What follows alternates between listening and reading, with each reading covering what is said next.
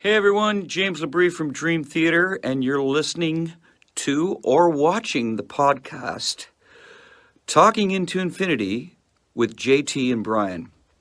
Enjoy this. These guys are extremely informative. I love their dialogue. I love their interpretation of the songs, who and what we are, what we were going after. They're very accurate in their interpretations and descriptions, and I just think this is a great show, and these guys are doing a stand-up stellar job. So once again, enjoy Talking Into Infinity with JT and Brian.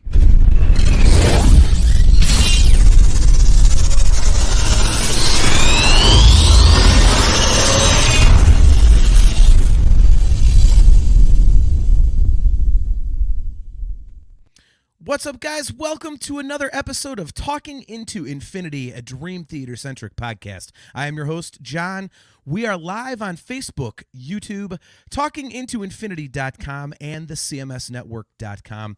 We are live at those four locations every other Thursday at 7:30 p.m. Eastern Standard Time. If you'd like to catch video replays of the show, just check out our YouTube channel or the YouTube channel of the CMS Network. And if you'd like to download audio versions of the show, just Google Talking Into Infinity Podcast.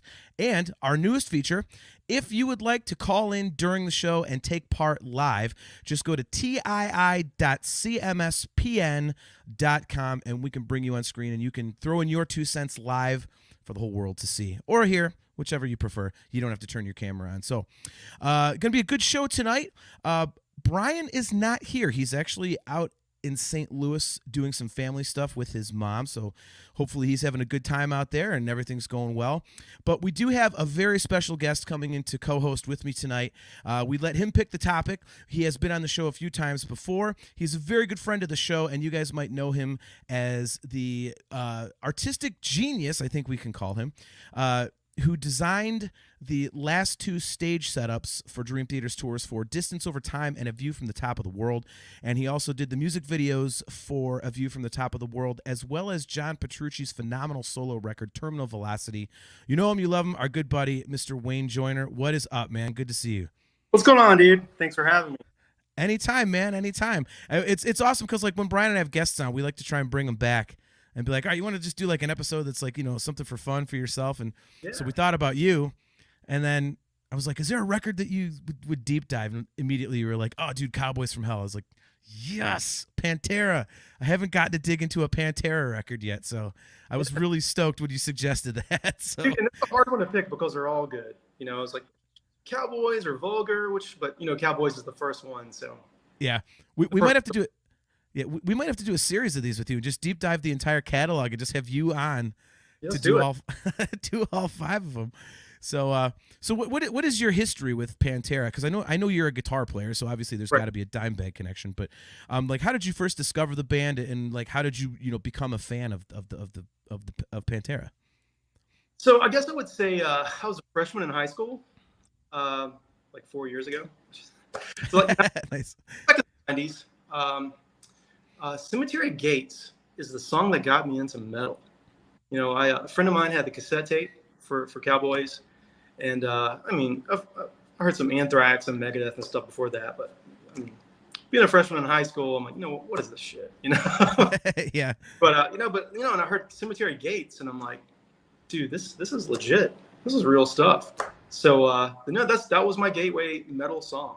So after that, you know, the album just kind of stuck with me, and you know, picking up guitar and learning guitar in the 90s, and you know, it just was the holy grail of guitar music at the time. I mean, along with that, you know, Rust in Peace and Images and Words and stuff like that. But you know, Dimebag just had this gnarly sound that, you know, made me want to pick up a guitar. So he's that one guy that's like was never shy about the fact that he played solid state stuff instead of the you know, the tube things, and it was like, man, like that stuff is so like, and I'm not a gearhead by any means, but I at least know the difference between the two, and I was like, man, like everybody else is like, fuck solid state, it sounds so tinny, and you know, you need that warmth in the body of tubes. He's like, nope, not at all.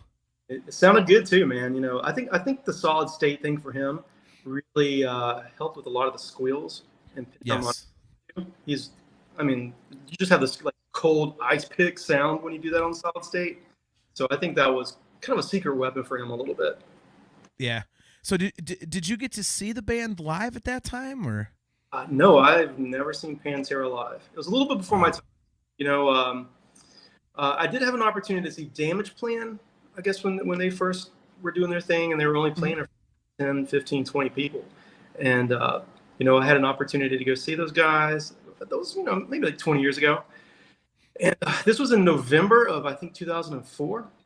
Yeah. And I was just like super lazy. I'm like, you know, I don't feel like going out tonight. I don't feel like waiting in line and going to a show. And they came and played here at the Masquerade in Atlanta, a really small club. And, you know, a month later, we got the news Dimebag was shot. So I'm like, oh, man. And ever since then, I'm like, man, I'm so kicking myself. You know, I will never have the opportunity again. You know? Yeah. It's kind of cool. Like, you know, I saw them several times back in the day. My first shows were on the Trendkill tour. Okay. And my stepson, he loves everything. Like, his two favorite bands are the Beatles and Slipknot. So, you know, he likes everything in between. Yeah. So, but he was a huge Pantera guy, and he, you know, he's 21, he'll be 22 next month. So, you know, he basically, you know, was a couple years old when Dime was killed. So he obviously never had a chance to see him. And it's the one, like, I always take him to stuff that he would enjoy, or if he like really likes a band and none of his friends are into it, like I go with him. And, you know, I've always told him the one band that I'm so sad that I could never take you to see was Pantera.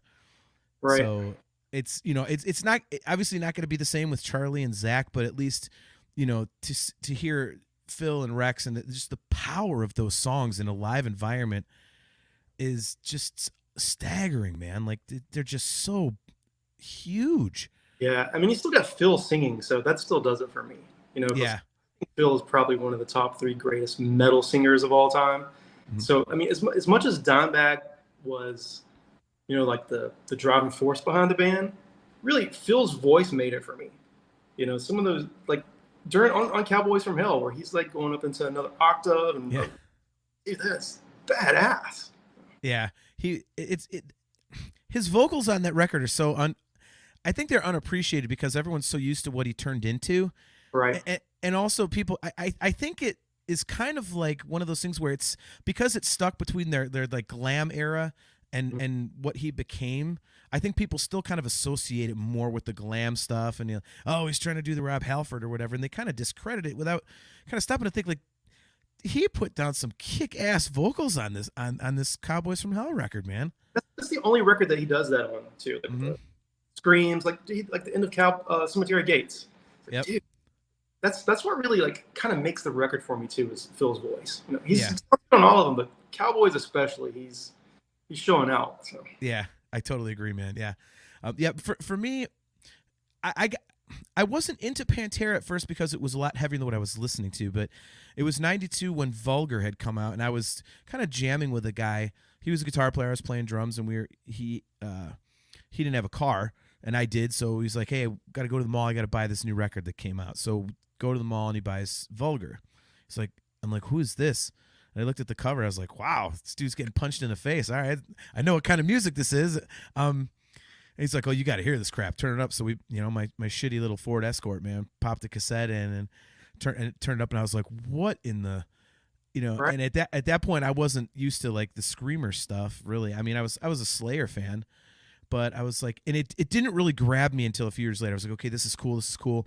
And the more I started digging into playing guitar and, you know, drums and like kind of getting into being an actual musician, I think is when it really started to hit me. It was like, how heavy it was, but how different it was. And so I really got hooked. I really got hooked on them. And it was like, you know, I had to go back and find Cowboys because I listened to Vulgar, obviously the most, as a lot of people have. And then, you know, I checked out Far Beyond Driven, and then obviously really got into them around 96 because my girlfriend at the time was huge into Pantera. Right. So... Oh, all right. I do got to tell you this one. Okay, so Chris Aiken, hope your arm's feeling okay, buddy. So Chris Aiken says you have to tell your getting fired from pizza job for Pantera story. Okay, so I'll make this quick, Wayne. But this is like I actually got fired because of Pantera.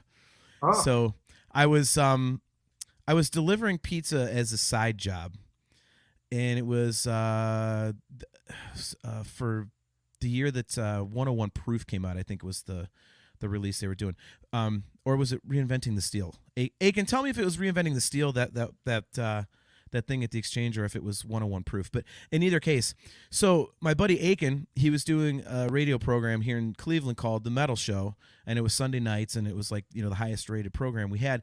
And he ran a music magazine called Music's Bottom Line, and he got in touch. He was actually really friendly with the Pantera guys. Cool. So he hooked up an in-store with Pantera when they were in town.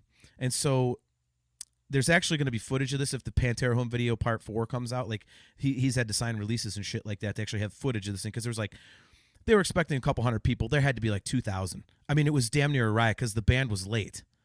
All right, he said it's for 101 Proof. Okay, so the band was late, so everyone's just going completely bonkers.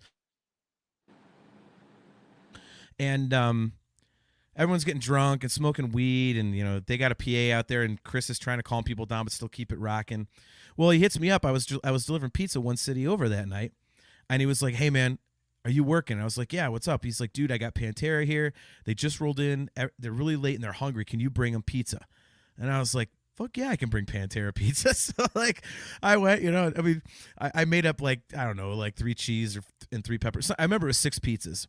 So I go rolling over to the Exchange, and I, walk up there with the pizza, and Aiken's like, "Oh, thanks, man," whatever. He's like, "You want to meet Pantera?" I was like, "What?" And they hadn't opened the doors yet, so he's like, "Go for it, man." And he handed me a copy of his magazine, and I walked in, and I was the 3rd person in line. And it was just, the first table was Vinny and then Dime, and Dime was just the coolest. It's the only time I got to meet him, but he was as cool as everybody says. Dude, that's the best story ever, man. Yeah, it was amazing. And then like Rex and Phil were kind of standoffish, as their reputation kind of says there. Yeah. So I still have the magazine. It says I got the whole band to sign it, and Dime Bags, as Daryl says, hi, but he spelled it HIGH. Like, so they were just the coolest people, and I'll never forget going up there and talking to Dime. I'd never really met a rock star before. So my hand was literally shaking like this when I was handing him the marker and the magazine. So anyway, fast forward a couple days later, and I worked like my shift was generally like Monday, Wednesday, I want to say, and then Saturday morning. And so I go to work and I check the schedule for the next week, and all my shifts are erased. And I was like, well, that's kind of weird. So I went to the manager and I was like, "Yeah, I think someone's messing with the schedule. Like, my shifts are erased." He goes, "Yeah, oh yeah, we forgot to call you. Like, yeah, we don't need you next week." And I was like, "Okay, is everything?" He goes, "Actually, yeah, we don't need you anymore. Actually, you're fired." And I went, "Fired? The hell for?" And he goes, "Stealing pizza." I'm like, "When did I steal pizza?" He's like, "Your last shift, you took like 6 pies." And I went, "Oh, wait a minute, man!" Like, because people took pizza all the time, but there was this one chick that was trying to work her way up to management, and she was doing it by stepping on people and like tattling. So apparently, she was working that night, told everybody that I took 6 pizzas. So delivering pizza to Pantera got my ass canned from my side job. So that is like the best story I've ever had. I know. And that's what I said too. It's like, well, if I'm gonna lose my gig, at least do it with a cool story like that. So, right. But so, all right, man. Well, why don't we dig into Cowboys here? Brian and I, we do these track by track and kind of give our thoughts, on everything. And one thing I wanted to bring up first, and it's kind of a Pantera general note before we kind of get into this here. When I was listening back to the record, I realized something about this is really something about their entire discography. Have you noticed that all of the Pantera records really, like, the side 2 is the weird side, and side 1 has all of the hits and the popular, more accessible stuff? Like, I didn't realize that till I was listening back to this. I was like, okay, we got Cowboys From Hell, we got we got Primal Concrete Sledge and Cemetery Gates and Domination. And the second half gets kind of weird. I went, wait a minute, Vulgar's got all the hits on the front side. Then I thought about Far-Beyond. Like, have you noticed that? I guess I've never noticed it before, but now since you said it, I can't unsee it. So. Yeah. It's I feel like they like write a bunch of tunes and they're like, all right, these are the more accessible ones. Here's the ones we're fucking around. Let's make sure we put the easier shit on the first side. Like, I love all the songs of Cowboys. So I mean, if that's what they did, I mean, there's no filler. It's all awesome. yeah, no, I would totally agree with that, man. One of the things that hit me right off the bat is, you know, and I noticed this when I first heard Pantera, period, but you know, I think it's something that kind of shows up here. And if you kind of look at it through the lens of, you know, it's 1990 and, you know, this is their first record and you're in that right at the tail end of that classic era of thrash, you know, like you mentioned, Rust in Peace, that came out in 1990 and, you know, Testament had a record and, you know, and Justice for All, you know, Metallica was, yeah. Yep. Dude, like, we need to put on the year 1990. How's that come out? Dude, Such a great. There's, we did it one time. We were trying to think of all of the incredible, like, it was like Empire, you know, like Rust in Peace. I want to say Testament was Practice What You Preach. Yeah, I think so. Or was it The Ritual or one of those? Yeah, it's one of those two. And obviously Cowboys. I mean, but yeah. That's good. All right, so Aiken says the sequencing was all Vinny and Terry Date. All right. Well, maybe they did it on purpose. Yeah. So, but yeah, where I was going was, you know, they're really musical for a heavy band. Definitely. I mean, Rex is a very underrated bass player. I mean, he never gets mentioned, but if you actually watch some live stuff or really pay attention to the bass lines, he does a lot of walking, very musical type things in there. You know, and it's pretty intelligent for metal. There's a lot of changes in it and stuff like that, and it just, as brutal as it is and as groove oriented as it is, it's just more musical, isn't it? It is, and it's very bluesy. A lot of the guitar riffs and solos are very bluesy and a lot of soul in there. And I guess, I mean, it's like one of the first like metal bands to put soul into their music like that. You know, Slayer's, you know, thrashing around, but this man, I mean, Dimebag is showing out with some like bluesy solos that you never really heard that before from a guitar player, you know, in the metal scene. Yep, that's one of my notes is like the feel that Dimebag plays with, and it's right. I agree with you 100%. I mean, we were talking about Cemetery Gates before we jumped on, and you know, and you just mentioned it as your gateway song, but you know, you weren't hearing stuff like that. Like it was just, you know, angry and, you know, it's got to be you know, Megadeth was like all about precision and all this kind of stuff, and but Dimebag really kind of infused, like you said it perfectly, like a bluesy kind of feel. It was this like Van Halen meets Metallica, you know, meets something heavier. Right. You know, it was well, Van Halen meets Metallica with a southern tinge to it. You know, let's say it how it is. You know, Cowboys from Hell. It's got that kind of, you know. I mean, well, starting right there. I mean, with the opening track, Cowboys from Hell. I mean, you could tell there's a different groove going on right from the beginning. I mean, it's got a swing to it, and it's, you know, in the middle they put that dance beat like it, you know, like, I mean, it's very different when you put on a metal record, like, you know, we mentioned the records around at that time, but like it's not, you know, Practice What You Preach, it's not Hanger or Holy Wars, excuse me, you know, a couple years earlier with Metallica, it's not Blackened. I mean, right. It's very different. Yeah, and with that being like their lead off track. You know, like the first time you hear Cowboys and that kicks in, you're like, man, I'm about to get my ass kicked here. Yeah. And to me, like, I don't know where you stand this, but I think Cowboys might be one of the least heavy songs on the record. Yeah, I agree. I think the second half of the record is heavier than the first half. You know, with songs like Message in Blood and Medicine Man, some of those groovy riffs are pretty brutal. Yeah. Well, and Art of Shredding is just like, you know, Vinnie Paul's just like took a bag of Coke and dug his face into it and then started playing, you know? Yeah, dude, and I have to say, he's like such an underrated drummer. I know he's Pantera's drummer, but he really doesn't get mentioned enough in being such a badass drummer like he is, you know, but he really brings it too. Yeah. One of my notes is that, like, I think to your point is the way that he uses double bass. because he's not like one of those drummers that just like, it's not just like using Slayer as an example.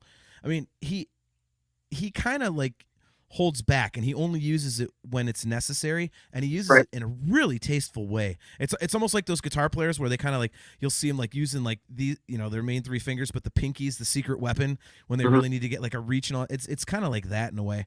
And so I completely agree with you on that. It's the precision too. Right. It's absolutely the precision that he plays with is just unmatched. Yeah, he just has such a cool vibe. Yeah. Our friend Daniel Navarez Arojo, hopefully I'm not messing that up again, buddy. I do that every show. He says, the thing about Pantera for me is the respect for all the instruments. They produce their albums to showcase everyone. The bottom end on both the drums and bass sound is unrivaled, especially considering the era. Absolutely. Where do you stand on that, Wayne? Because I know that one of the complaints that has been levied against Pantera actually is kind of how Rex's bass gets a little buried because of the heaviness of Vinnie Paul's kicks and then the tone of Dime's guitar. Right. I guess I really haven't noticed that. I might need to go back and listen to that. No, I always thought the bottom end sounded fantastic. Like the production of their bottom end and rhythm section always sounded great to me. So, I mean, I guess most people when they go out and they listen to Pantera, they're just listening to like Dimebag and what Dimebag's doing. But I really think the rhythm section of Pantera is probably one of the best in a metal band. To me, I think it is the best. But and I might be biased because it is kind of Van Halen-ish. It is. It's always amazed me how they were like, they always said that before they went on stage, Dime and Vinny, the last thing they would say to each other is Van Halen and like fist bump, because they wanted to be like a heavy metal Van Halen. That was like their roadmap. And I mean, they definitely achieved it, but just a lot heavier. And and it goes back to what we're talking about, them being very musical. And back to Vinnie Paul's drumming. I mean, I think he injects a certain feel to it. Like it's definitely pretty much straight power. Like you don't get a lot of the ups and downs in his playing like you do with Dimebag, but he really, when you really listen to what he's doing, there are some times when Dime gets a little simpler, but it sounds busy because Vinny's doing some crazy drum thing. You're like, oh, what the hell is that? Like, so you think the guitar is going, but it's not. Dime's just doing a and the drums are doing all the nutty shit, which is, I love when bands do that. Yeah. And I guess like they have like that brother thing going on there, so they're totally some kind of telepathic between those two. Right. So one of the things that I have is that, with the song Cowboys From Hell, I think Dime sets a standard right off the bat that he's got this incredible ability to make a riff really heavy without it having to be like chunking on chords the whole time.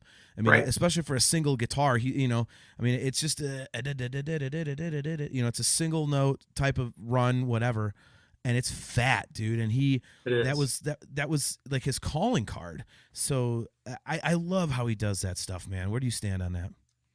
No, I agree, man. And that intro riff into Cowboys From Hell is total goosebumps. Yeah. And it's not even that difficult, but it's just that there's a certain magic between him and Vinny. Then it just kicks in with that song, and they carry it through the whole entire record. Yep. Yeah, it's this whole song is just a statement.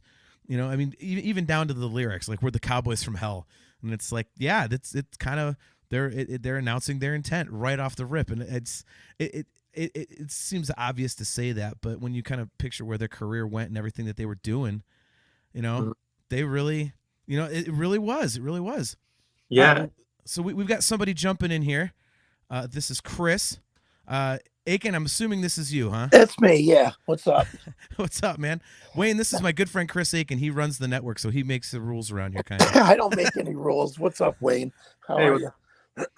No, I just wanted to say, in regards to Cowboys as an album, I think the interesting thing to it is, of all the bands that have ever gotten big or notoriety of any kind, really, I think Pantera's, and especially Cowboys, they're the first ones and probably the only ones you can point to that did not have their sound defined by their first record. If you listen to that record and then you listen to everything else, their sound was clearly defined by Vulgar. and it stayed that way. It kept getting heavier and heavier, but it stayed heavy. This record goes so in and out of them, that, there's parts of it that sound that go back an album before that are kind of power metal-y. I mean, it's still heavy, but it's still power metal-y. And even if you look back at the time before Cowboys, they were doing Art of Shred. I saw them in a club in San Francisco play the Art of Shred before, at least a year before Cowboys. So they were still trying to find it, even though they knew they had something, which I think is weird for a band that became so big that they were still experimenting with their sound on their debut release. Don't you agree? Yeah, I mean, Wayne, where do you stand on that? Because I would say, Aiken, that the whole thing, and this is Wayne. I mean, you could probably speak to this as well, being a musician yourself. Like, I think that whole shift, away from the glam stuff. Obviously, when Phil came in, we all know he wanted to get heavy or whatever. Mm-hmm. But I think when they were touring that stuff and playing the clubs with the Cowboys stuff, I think they started to see that like their stage presence kind of lent itself more to the heavier end of things, and also, the crowds were going a little more apeshit for the heavy stuff too. So I think it was like a natural evolution based on the response they were getting to certain parts of the material. Right. Yeah, I think Cowboys is like the building blocks for the next few albums. I think Vulgar is probably their heaviest album. Either that one or Trendkill. Trendkill. But I think Cowboys is just, it's their images and words. It's what, I mean, it's the beginning. So I mean. Yeah, I mean that's a good point though, Aiken. I mean, there's not a lot of bands that you can say. I mean, off the top of my head, I might go with Megadeth in a way, because that first record, Killing Is My Business, has never really sounded like I mean, right. So yeah. I would use that as an example, but I can't really think of anything else. I mean, but even that, you still knew what Megadeth was going to be if you listened to the mechanics and stuff like that from that record. I mean, it was there what they were going to be. They got better because and again, Megadeth's a little hard to determine too, because let's face it, the players on the first record are not the players on the good records. So there's, it's almost a different band. So that's a harder call. I don't know. I just, Pantera for me, and it's weird with Cowboys. Cowboys is, other than Reinventing the Steel, Cowboys would be next and the least favorite for me. But, that being said, it's still a killer record. It's still great. And, and John, and you don't know this, Wayne, but I mean, I had a great relationship with those guys, still do. Philip is still a friend, and, haven't had many an experience with those guys. This is the other point I just want to make real quick. If ever there was a band that, if they would have come out now, they would have been the dominant kings of social media, because they were social media before there was social media. Yeah. Well, I mean, the Pantera home videos alone. I mean, they that shit. I mean, Dime would have been doing that stuff live. He would have he would have been blowing up TikTok and YouTube Shorts and all this stuff, just like going live on Facebook, just doing the dumbest crap. Like he would have had to have like 800 accounts, because he would have gotten in Facebook jail so many times. He would have like 400 million followers. Yeah. Oh yeah. Because and Lord knows, and that's the weird thing about Dime. And John, I knew Dime very well and was very friendly with Dime. And Dime was that way. He wasn't that way part-time. I mean, he was that way all the time. When I interviewed him in 2004 for Damage Plan, and I did it in a studio live, and he didn't like a couple of the questions that I asked him, because I asked him some hard questions. At the end of the interview, he pulled over these two monster cabinets, told me to get up on one. He got up on the other, and he's like, "I didn't like what you said to me, bro, so we're going to have a Karate Kid kickoff." And he counted 3, 2, 1, and we both kicked each other in the chest and knocked each other off these stupid cabinets. because that was how Dime was. He was always playing. He was always goofing around, and he was always fun. I mean, I don't think you can ever underestimate how much of the fun part of metal died when that guy died, because my God, that guy was definitely bigger than life. I know that's a term that gets thrown around a lot, but that guy was definitely bigger than life. And he proved it every time I ever met him, which was dozens. Always a fun character, man. So missed. Yeah, that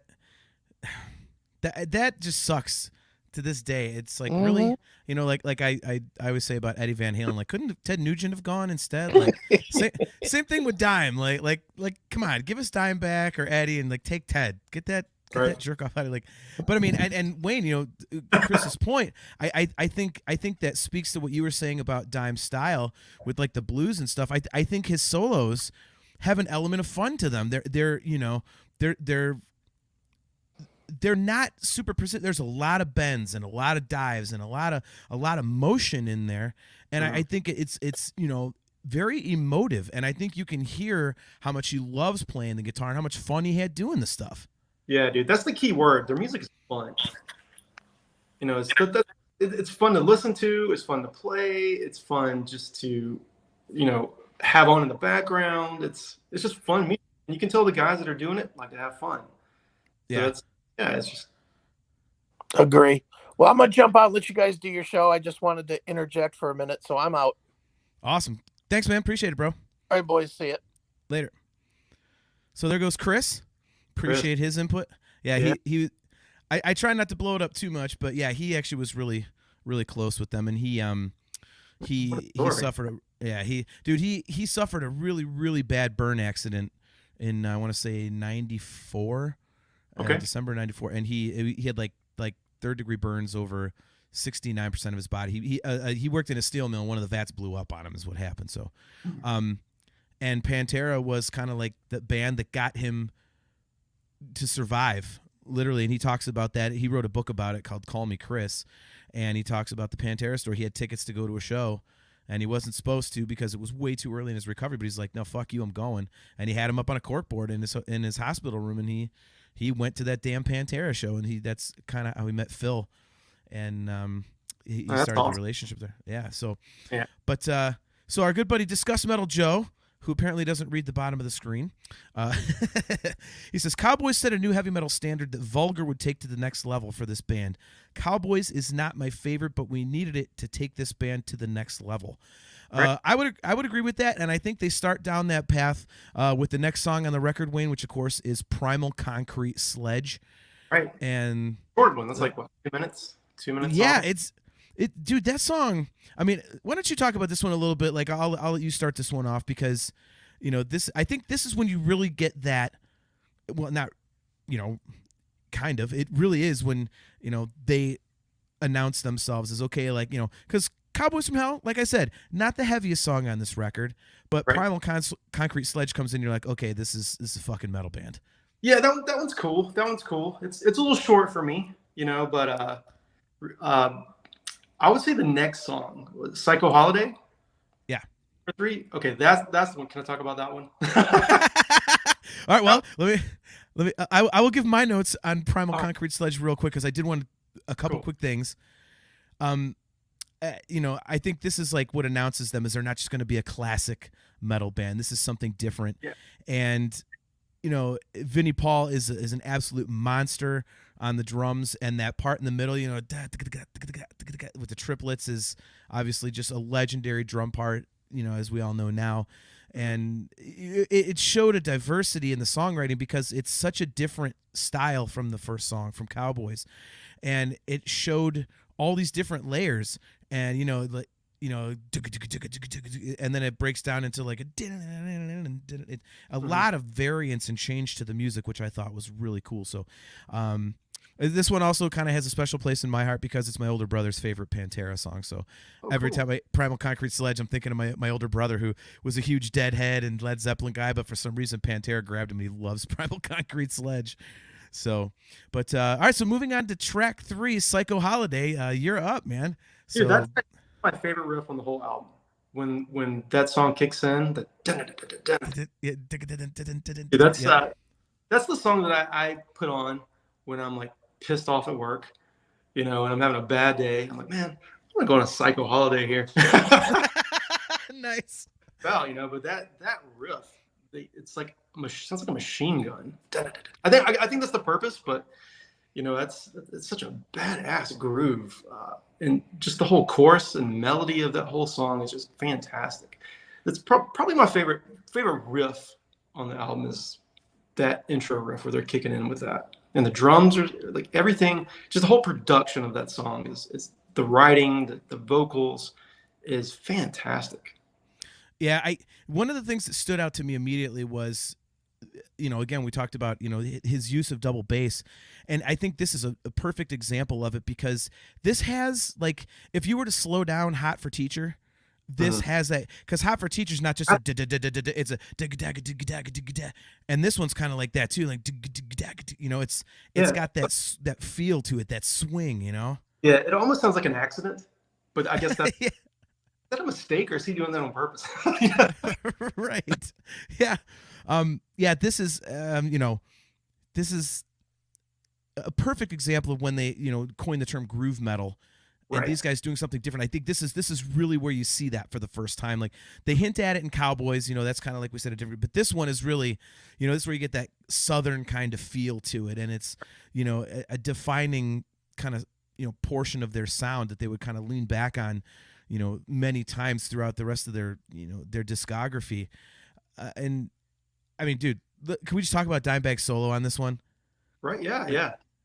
This is the first time to me, like, this is where okay, this guy, holy shit, like, it has all of the tricks you would come to know. Like, it's got the monster squealies, it's got like the sing along parts, like the real melodic stuff you can kind of gets in your head, the shredding, there's melody to it, and bluesy. Yes.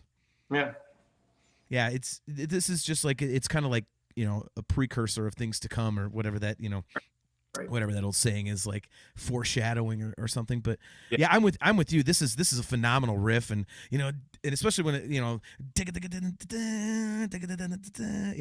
like it kind of like breaks down the scale. So it's and that riff, the vibe to that riff, for me, I think that's what carries on to like Vulgar and Trendkill and Far Beyond Driven, like the riff and Walk, it's like that magic behind that. So the riffs and Psycho Holiday just have that kind of magic to it. Yep, you can never listen enough. Yeah, I'm with you, dude.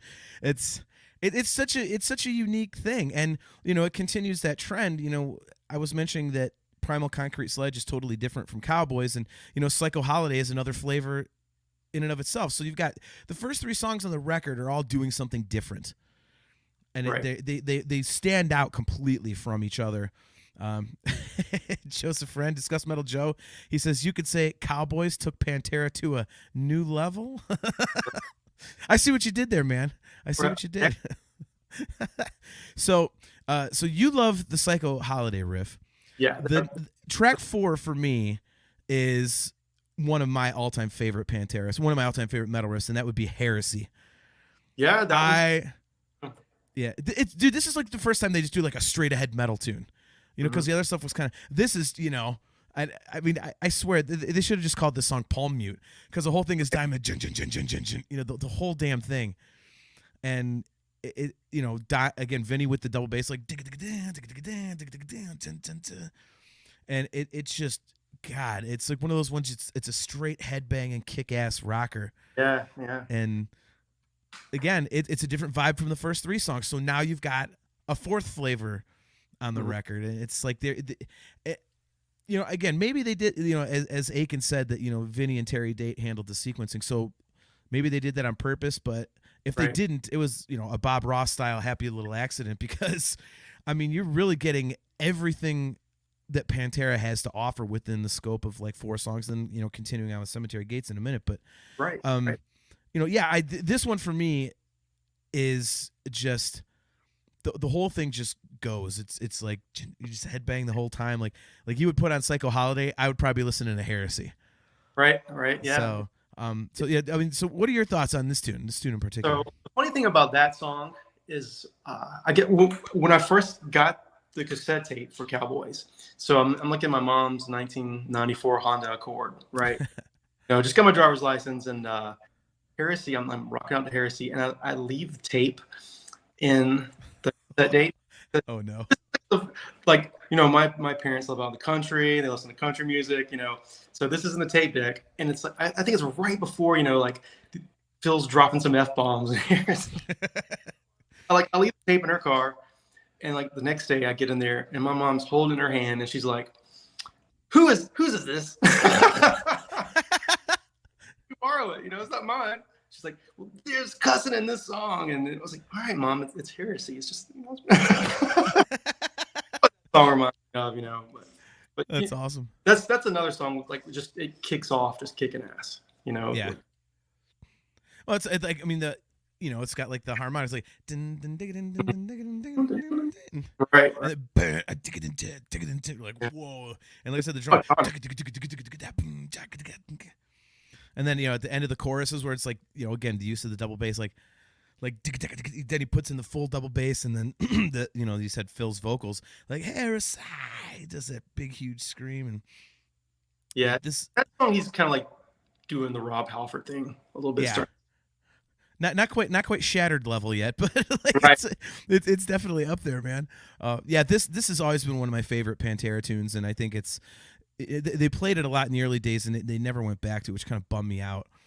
And it's when they were busy doing like By Demons Be Driven and Hollow doing that medley, I was like, man, couldn't you take that out and put in Heresy? Like, can't you like do some of that kind of stuff? So that was really my only complaint when I saw Pantera live the few times, is that there wasn't too many of the deep cut types of things that you might get from other bands. Like, hey, here's a pair of songs you never ever hear, just for the fans. We didn't really get that. It's only kind of bummer, but that's pretty minor complaint when you get to watch them live. So yeah.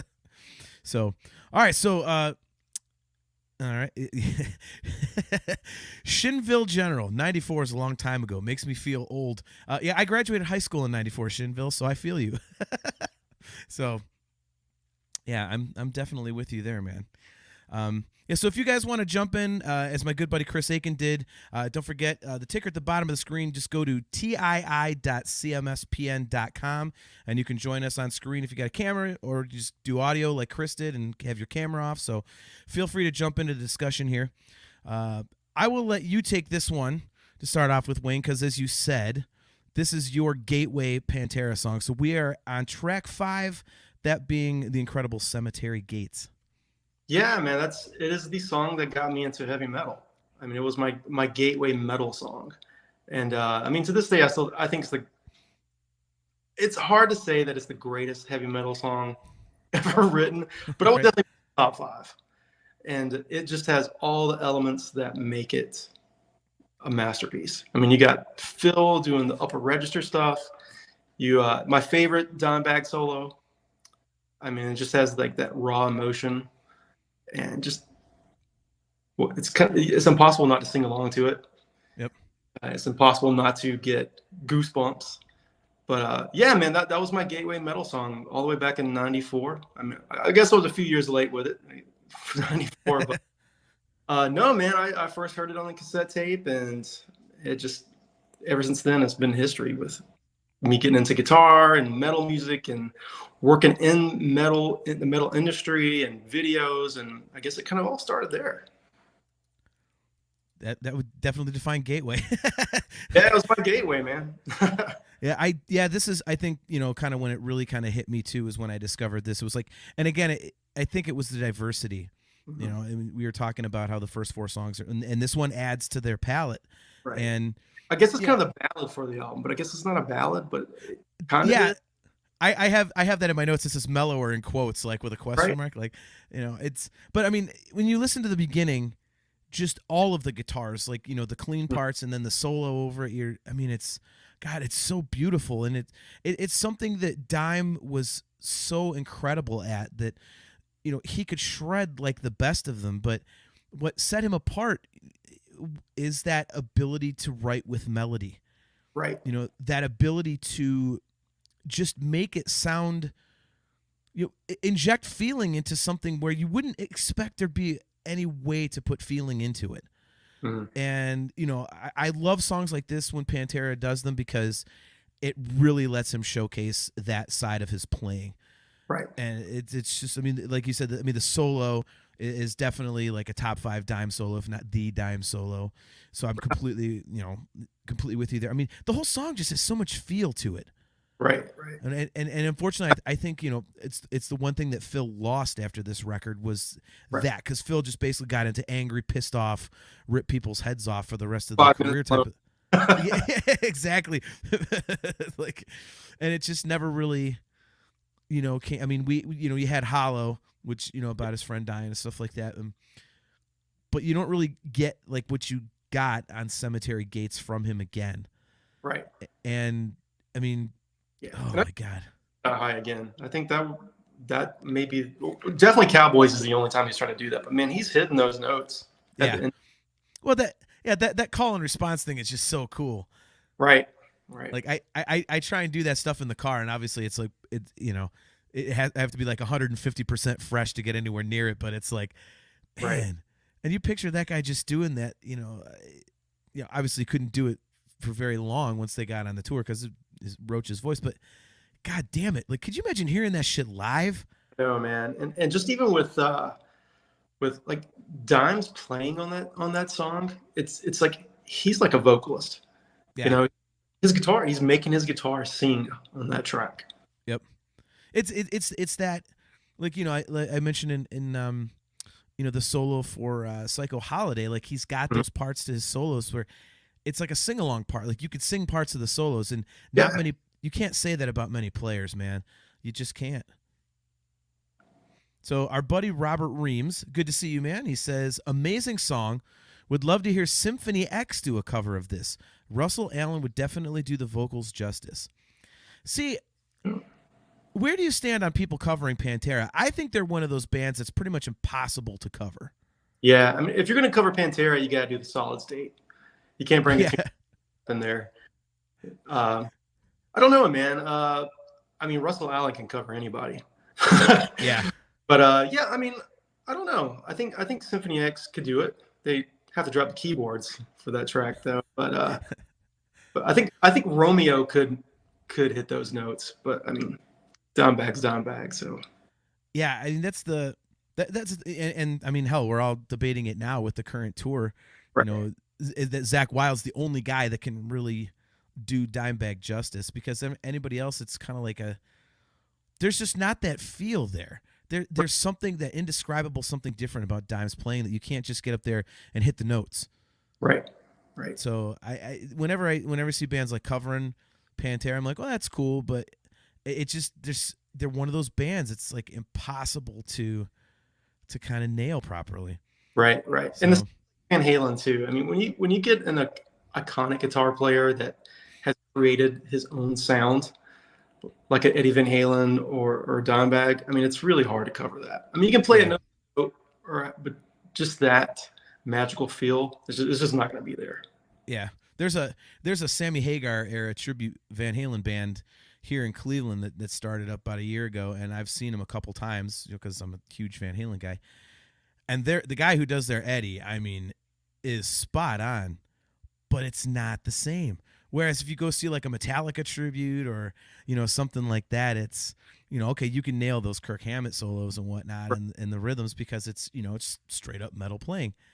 But you're right, man. Eddie and Dime, you can't replicate it. Yeah, it's just a certain personality. It's never going to be copied, you know. Yep. I mean, copied, but it's never going to be, you know, the same. It copied properly.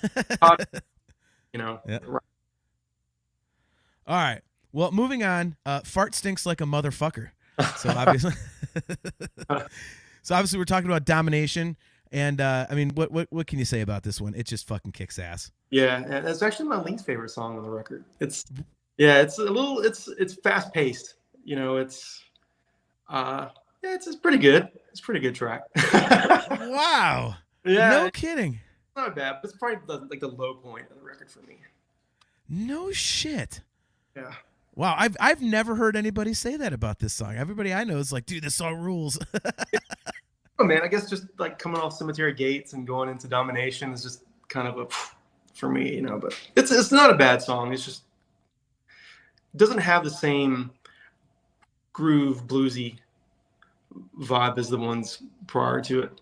Okay, I could see that. I mean, this one is more about precision and power than it is about anything else. Yeah, get the black in there. Right. So yeah, I mean, I love the song, you know, but I mean, I love the solo in it, and I mean, I think part of it for me is I'm a little biased because I've seen the live version from Donington so many times, and to watch those guys just absolutely shredding up there like that, like it always amazes me because, like, man, Aiken too, Chris Aiken, he says, "I'm with Wayne." Yeah, least favorite on the album. Man, that's crazy. And Aiken loves heavy stuff, so let's. Yeah, I don't know, man. Just those guys always amaze me, like how they could drink and party that much and still get up there. And you know, I like if I drink a shitload before a gig, I can barely say my own name, much less do what they were doing. I'm like, how in God's name, like, are you able to do that? They were pickled.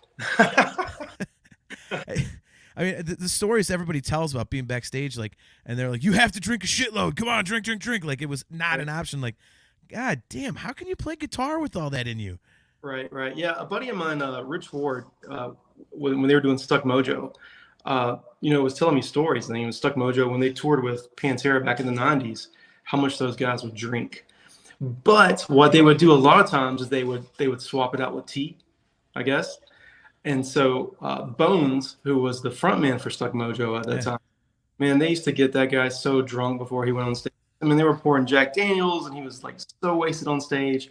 And there was one time that he was, I don't know, Don was standing over there by the soundboard and went to pour the shot into Bones' mouth, but accidentally got it in his eye.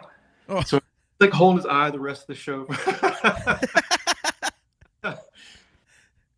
Oh, that's terrible, man. Jack Daniels in the eye. Ugh. It was in the eye, yeah, for a whole game. Fuck that. Well, all right. Well, apparently this is not a popular song, so we'll move on to the next. But yeah, I'm a big fan, so I guess I'm in the minority here with you and Aiken. So now we get to the weird side. You know, like we said, like the stuff that doesn't really get talked about a lot. And I think there's a lot of really underrated songs on this side of the album. And of course, it starts with Shattered, which to me is a very, very underrated Pantera song. I mean, Dime's guitars all over the place on this one, and I mean, if there was, what was that? I think that's a short song. It's like 3 minutes.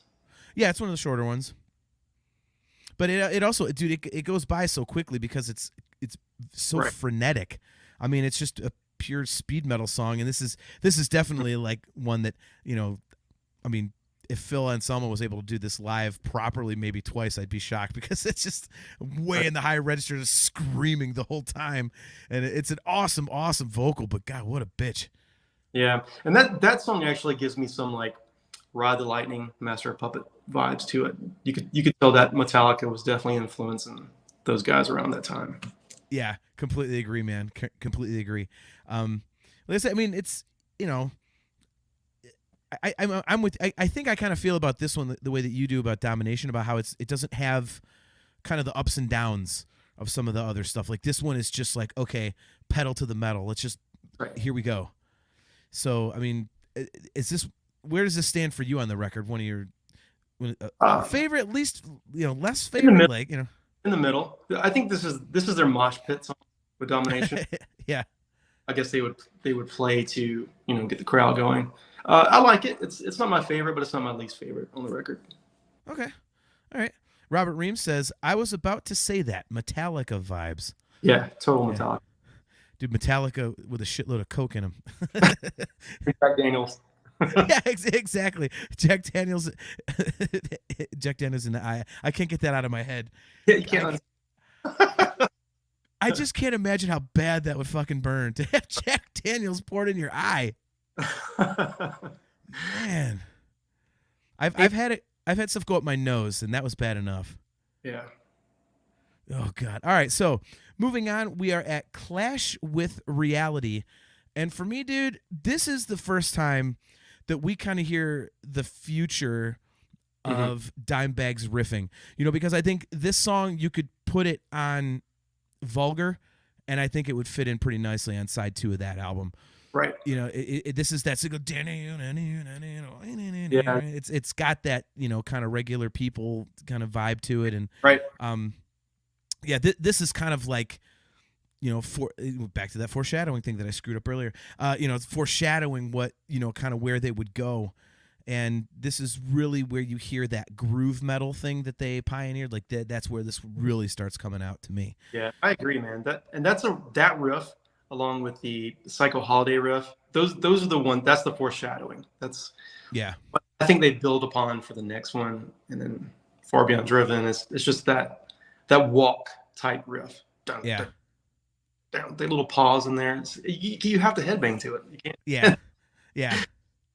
Well, and it's, you know, again, you know, like I was mentioning earlier, it's like you can imagine that, you know, it's something that was born out of the live environment, because it's, you know, if you think about it like this, you know, Dime can play anything moving around pretty much, but, you know, a riff like this, you know, and he can really get into it and just kind of grind it out, you know, and it's like that fit his personality. So this was, and, you know, the same thing with you know, you mentioned Psycho Holiday is another riff that kind of, like, you know, shows where they would go in the future.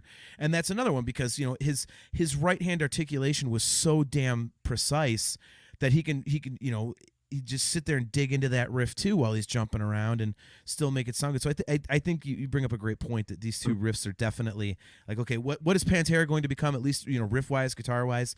You know, Clash with Reality and Psycho Holiday are a damn good example of, like, if you meld those two together, that's kind of your Pantera sound. Yeah, I really like, and this one, dude, that really frenetic part in the bridge. You know, it's like, you know, where they're like shredding that, you know, Dime's just shredding like, and, you know, they do that before and after the solo, and then, you know, they go back to it at the end with the thrash beat in the end. Is that part's really, really cool. Like that is just, you know, and, you know, this is kind of back to that ups and downs and different feels, you know, different feel and vibe throughout the song, because it's got a lot of different moving parts to it. It does. And I would say that's probably their most progressive sounding song on the album, because, like you said, there's so many ups and downs to it. It's taking you all over the place. Yeah, I never looked at it like that, man, but that's definitely, I would agree with that. If you put it up against the others, like, yeah, I can definitely see that. Like I said, you've got your thrash in there, you've got like the like, you know, kind of a breakdown, and, you know, you're more straightforward. So, yeah, that's good, man. I never thought of it that way. See, things you can't unhear. Our good buddy JG3 is checking in. Good to see you, man. He says, hey, guys, hope you're doing well. Good to see you, Jay. Thanks for tuning in. Moving on, we are at Medicine Man, and this is, you know, one of those. Yeah, that's another one that has one of those future riffs in it, too. Yeah. It's like, I love how it, like, you know, fades in, like, you know, like, oh, my God. It's like, you know, it's got the you know. Yeah. And it's fantastic on that. Yeah, I think it's, you know, you were mentioning the you and our buddy Daniel were mentioning the production on the low end and the rhythm section. I think that's definitely right here. It's like, I mean, I could listen to like Vinnie Paul's drums and Rex playing bass over it for days. Right. Yeah, that's probably my third favorite track on the record. It's and it's so underrated. And is that where the second half starts with Medicine Man? The second half of the record? Yeah. No, it's actually Shattered. Okay. Because Domination closes side 1, and then Shattered is the start of side 2. Yeah, I guess you're right, man. It's like all these songs are like the one people nobody listens to. Yeah, I noticed it. Isn't that weird? And it's on every record too. Right, every record. Like, yeah, you know that song "The Sleep" by Pantera? I'm like, whoa. Yeah, I mean, Art of Shredding is really the only one I think people might kind of go back to on this and be like, oh yeah, I know Art of Shredding. But I mean, if you were to sit people down and go, okay, what songs do you know from, you know, from let's say Far Beyond Driven? They'd be like, oh, Strength Beyond Strength, dude. 5 Minutes Alone. You know, like I'm Broken. No one's going to use my third arm or. Right. So JG3, I don't know if you guys mentioned it, but I always thought the title track riff sounds like the riff in Train of Consequences by Megadeth. Okay. I think positioning hand wise, it's kind of similar, is it not? Like, Yeah. you're. I play a little bit guitar. You are a good guitar player, so you Yeah. know better than I would. Yeah, that palm muting stuff in there. Yeah, I guess so. Yeah, a little bit. I could see that, Jay. He also says Vinnie Paul's drums on this record are killer. Yeah, it's. I mean, that's the one thing that kind of sucks is that the first 3 Pantera albums had amazing production on the drums, and they thinned out a little bit with Trendkill and Reinventing the Steel, I think. Yeah, I think so too. I think his snare drum sound on those first 3 records is one of the best too, and it kind of, I don't know if it went like the Saint Anger vibe with Trash Can, but you know those first 3, like just everything, like his ride cymbal, the snare, it gets in your head. It's like an arrow. Yeah, it's such a signature part of the band, though, isn't it? Like, I mean, you can go back to and listen to a whole bunch of live stuff, and they knew it too because the effects they would put on his snare live, it sounded like a cannon going. I was like, oh, like they played that up, man. But I mean, he hit hard as hell to begin with, but Jesus, man. So. Yeah. I knew I was going to get Aiken's attention with that. He says, "Use My Third Arm is my all-time favorite Pantera song. That song just rages." That's why I brought that one up just for him because I know that's his favorite tune. But yeah, so with Medicine Man, so one thing that I noticed today, and I mean this is really tiny, but I was taking notes and it just for some reason just caught my ear, and you really have to listen for it. But if you've got it on in headphones, and especially like buds like I'm wearing. If you listen really close to in the far left in the second verse, there's a little kid voice that's have you wondered what heaven is? Have you wondered what heaven's like? That lyric, there's like a voice going, "Have you wondered what heaven's like?" Like yeah, I never noticed it. And then later on they revisit it and it says, have you wondered what hell is like? And it's got the deep voice there. Like it's like the rest of the little effects on the vocal, but yeah, just that one line. Yeah, I was like, heard that before. Yeah, it's so minor, but but yeah, this is another one of those, like I said, like the palm muting and the chugging, like the great end of and it's like, and that again is kind of like something they would go back to as well. That has a very vulgar display kind of feel to it there at the end. Yeah, it's definitely the building blocks for what they had coming up. Yes. All right. So moving on, we have Message in Blood, which is I think this song is criminally underrated. What do you think about this one? Yeah, I agree, man. That's another song that just has such a badass riff to it. But that's a Third Arm song. Yeah, that Pantera song, Message in Blood? No. Right. No, that's a good song, man. I probably do need to listen to it some more. But it's one of those where Dimebag's riffs are just the iconic riffing where it starts. Yep. Dude, for me, it's as I was listening to it, I was like, yeah, this isn't my favorite song on the record. And then I really like this song. Like, it's kind of like it starts, you're like, okay, like, but then, there's so many cool parts. I'm like, no, I really do like this song. It's kind of a weird vibe for me on this one. And I just love the chorus. It's so simple. It's like Message in Blood, but the simple stuff, like just that, like you said, like the chugging and the riffing and stuff like that. And, one of my favorite parts of the whole album, actually any Pantera album, is on this one. I really like that weird thing they do going into the verses, like, like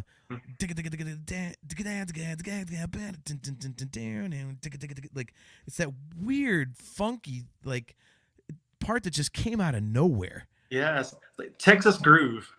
Yeah, but to me, it reminds me of that song "Escape" on Ride the Lightning.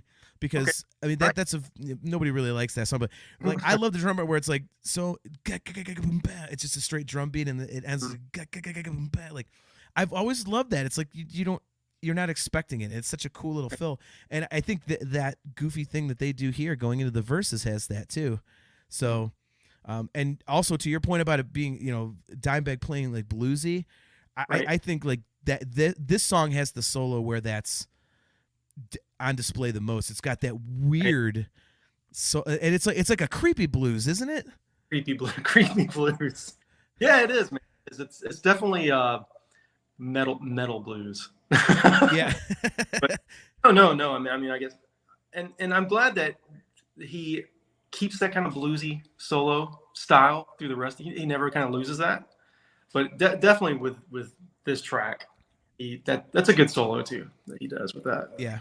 It just shows like yet another side of his playing, and he's so diverse, man. It's like listening to him play guitar is just so badass.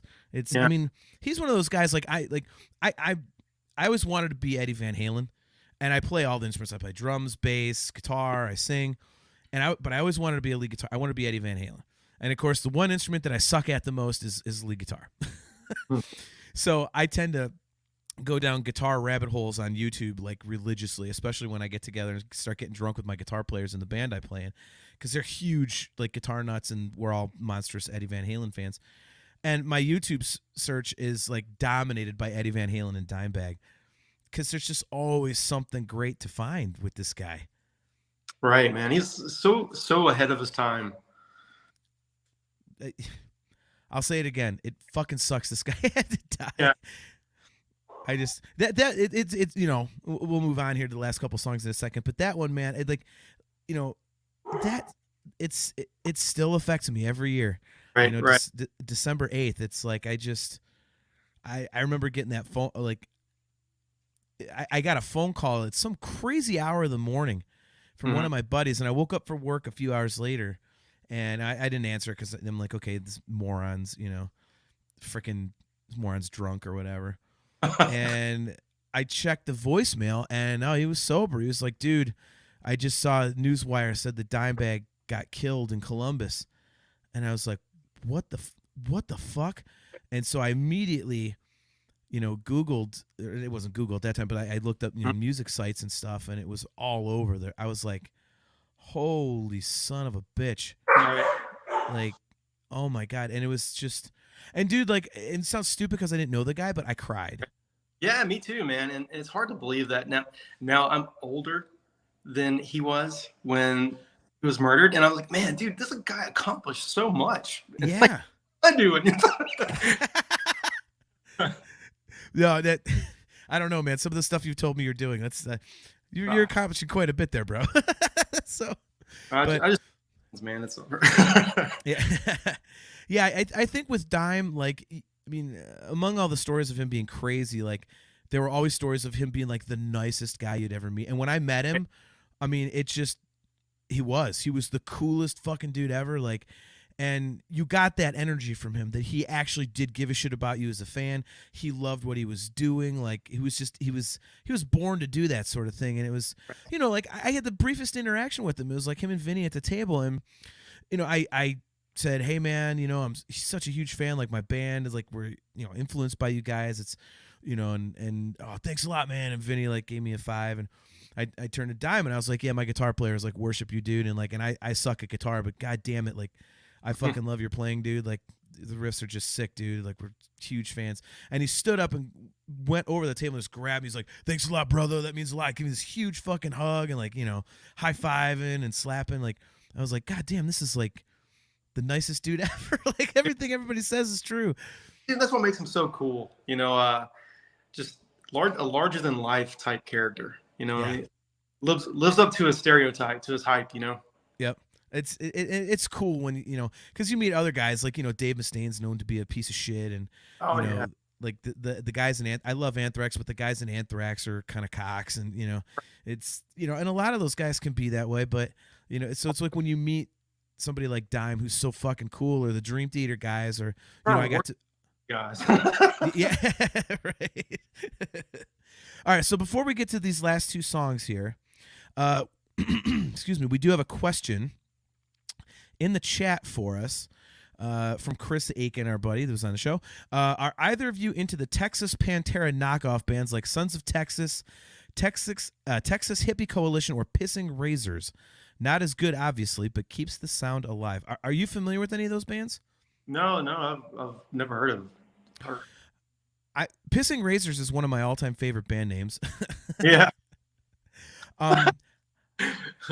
I've heard those guys, and they're pretty good. I think for me, I haven't heard Sons of Texas. I think I've heard like 2 or 3 Texas Hippie Coalition songs because Aiken met him one time, and if I remember right, correct me if I'm wrong, Chris, but the singer's even bigger than you are. He's like a friggin' gorilla. But yeah, the problem for me is like bands like that when it sounds. I hate to use the term derivative because it sounds like I'm accusing these bands of like purposely ripping Pantera off. But when I hear bands that kind of do that, it's like me, like if I'm walking through the grocery store and I can buy the name brand, like, butter or the knockoff, I'm like, give me the name brand. Like, right. It just feels generic. Like, it just, not. Yeah. Dude, that's the case for me in like Dream Theater. It's like every prog metal band. After that, it's like, man, these guys are just a Dream Theater ripoff. Yes. So, yeah. And those guys know that too. Well, and it's funny you say that because I have this exact same problem. Like, I try to get into all these other prog bands that people like, and they're like, oh, they're influenced by Dream Theater, but they're doing their own thing. And all I'm hearing is like, oh, Dream Theater would have done that better. Dream Theater would have done this part better. Oh, man, this guy's just trying to sound like Petrucci. Exactly. So, all right. So, JG3, one last point, and then I said we'll close out the record here. But he says, I think it's fair to get upset when great artists die.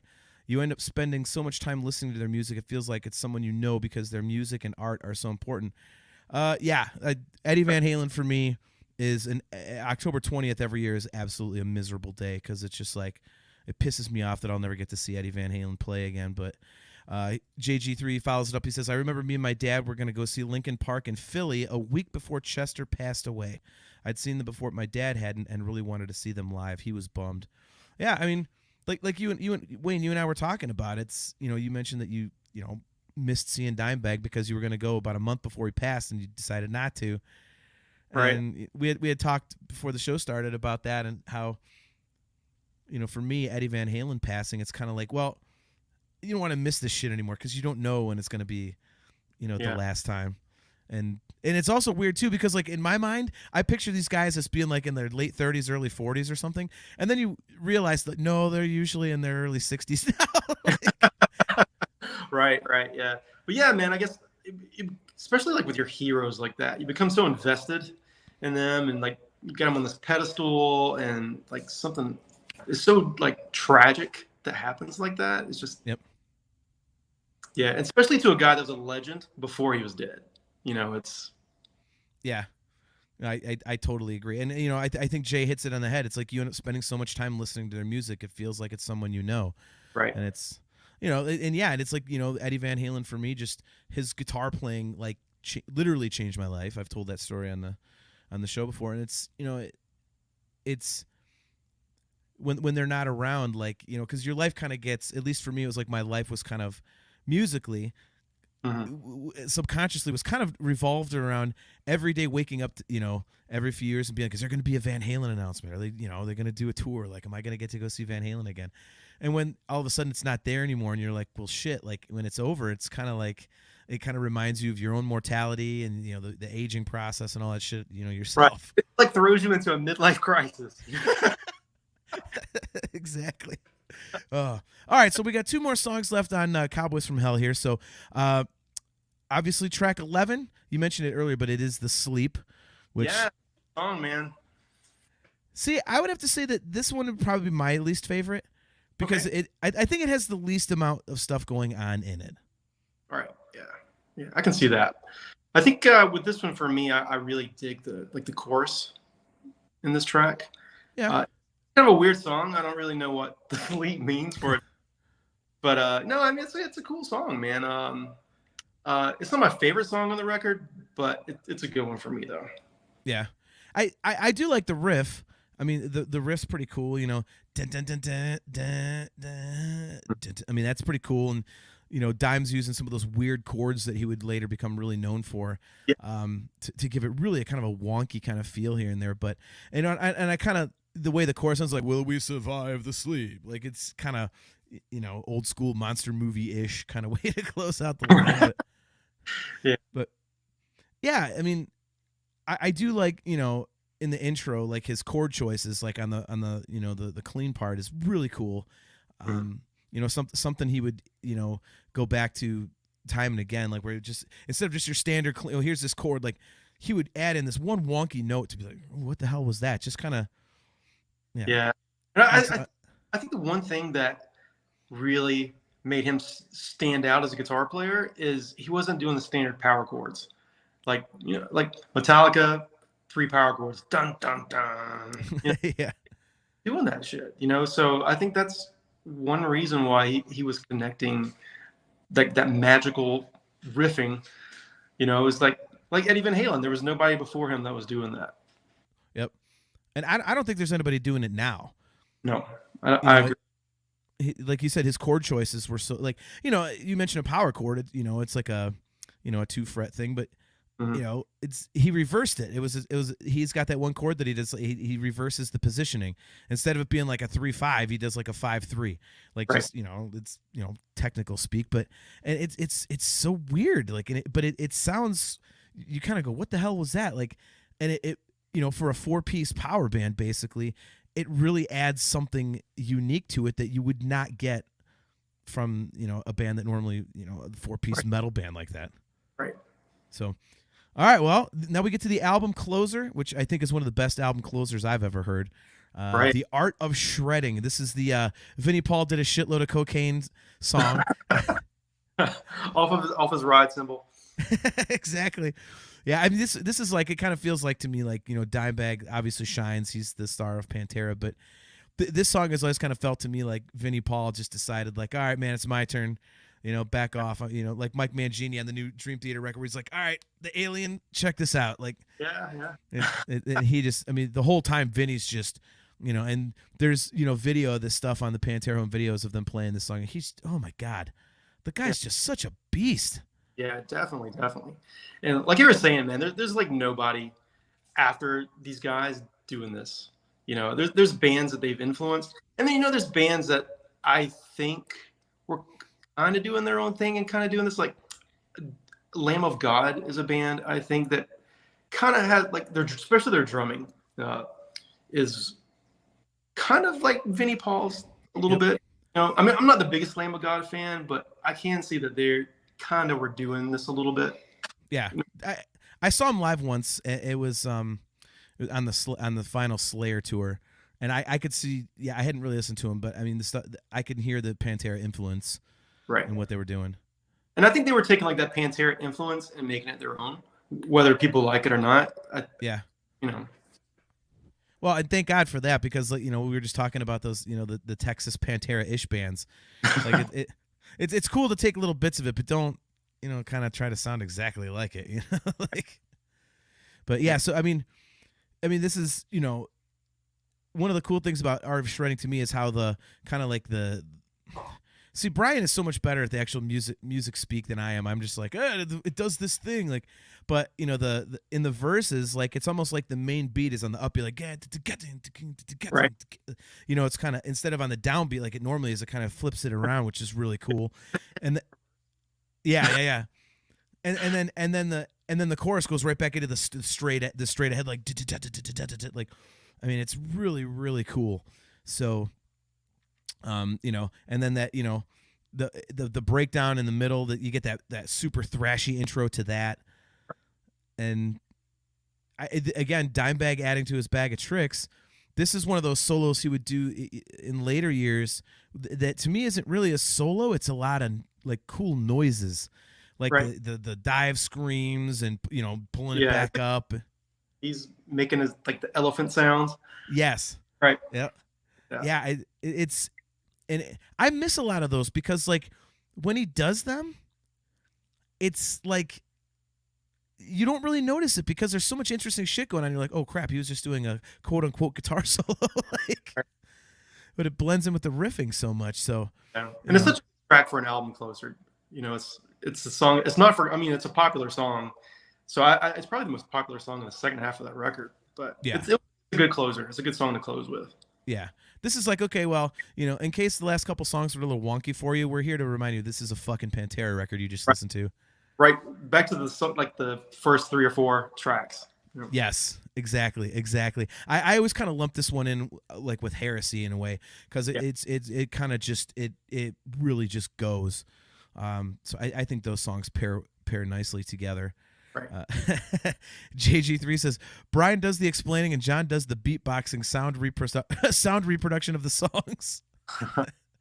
That's pretty accurate, man. I'm not gonna lie. I know the parts. I just don't know how to explain them properly with the right terminology.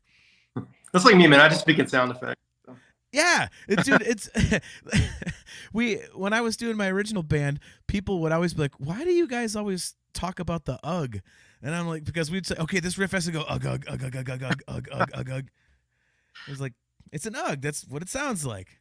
Everybody knows what an ugh is. Exactly. So common knowledge. I mean, if you honestly though, I'm still proud of that because that's what it sounds like. It's a ugh ugh ugh. Like it's what it is. It's a goddamn ugh, man. Like, so quick question before we wrap up here. So Chris Aiken, are you familiar with Exhorder? Have you ever listened to them? No, but I've heard of them, but I've never. Okay. Yeah, Aiken says Exhorder were doing it first, but didn't have the guitar player early to pull it off. You know, I know there's been a lot of like stuff in the last few years about Exhorder saying that, you know, Pantera ripped him off. I downloaded some of their stuff, and I gotta say, I don't really hear it. It's more it's straight ahead thrash to me. And I don't know if maybe I just caught a bad record or something, or a record that doesn't really apply to the sound, but I didn't hear it. So if that guy's saying that Pantera ripped him off, I mean you'll have to go check it out, and then we'll have to talk offline and see what you think. Yeah. I didn't hear it, man. I didn't hear it. So I don't know. Yep. T-Mine 100, he says, I like Exhorder, but I don't really hear it either. Yeah, I didn't get it. I was waiting to hear, you know, something. I was like, oh man, look at this, man. I can hear it. There was maybe like one or two little things I was like, okay, that sounds like something Pantera would do. But other than that, I'm like, this is a thrash band. Like this, I don't get it. So, all right. So, well, I appreciate you coming on, Wayne. So, as our special guest, give us your final thoughts on Cowboys from Hell. I would put it in my top 5 metal albums of all time. Cemetery Gates obviously is my favorite song on the record, and probably my favorite metal song of all time. Just it's my gateway song. It's like your first date. You never forget it, right? So that's the song that did it for me, and I can't really forget it. So, but as a whole, even the album cover, I mean, Vinnie Paul holding a sandwich. Right. Yeah, that's like my pose for all my photos, my vacation photos, you know.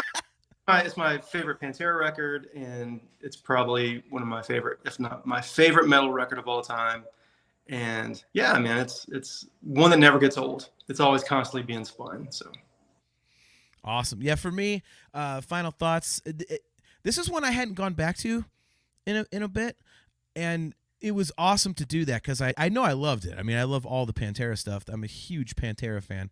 They're probably, you know, like my third or fourth favorite band. I mean, behind Dream Theater and Van Halen and stuff. But yeah, this, you know, going back to it and just hearing kind of the start of that classic Pantera sound, it's just it just I was really reminded of how, you know, kind of groundbreaking Pantera really was, and how they're really impossible to replicate, as we talked about a few times tonight. You know, how musical they were for a metal band, and, you know, Dime's guitar playing, and, you know, the feel and the emotion they put into stuff that, you know, really, especially later in their career, got so really heavy, and even some of the stuff to the point of being kind of considered brutal. But you know, Aiken said it. You know, this really is interesting because you hear hints of what they would become, but it's kind of an outlier for their catalog, but it's still a fucking incredible record, man. So yeah, it's the blueprint, you know, the blueprints for.